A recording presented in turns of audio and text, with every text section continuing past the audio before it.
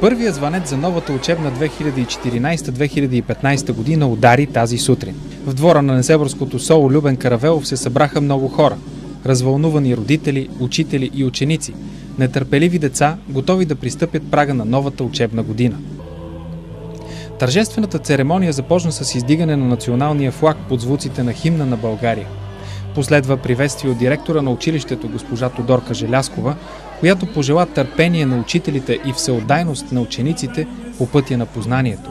Отец Арсений отслужи молитва за благоденствие. Събитието уважи лично и кметът на Несебър Николай Димитров, който в емоционална реч честити празника на учителите, учениците и техните семейства. Той допълни, че основен приоритет на община Несебър е образованието, защото то е пътя, по който се формира една достойна личност.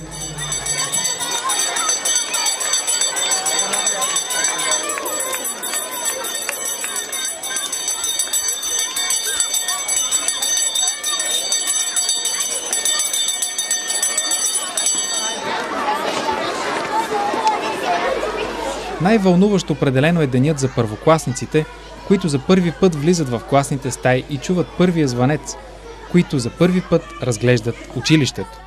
Още от първи клас се гордея, защото много обичам училище, откакто съм тръгнала от първи Г клас. Винаги в голямото междучасие стават много интересни неща.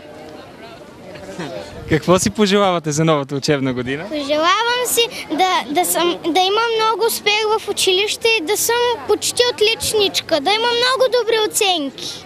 И аз също. За трети път прекрачвате училищния праг. Какво чувство изпитвате? Много е щастливо, защото отново ще сме на училище.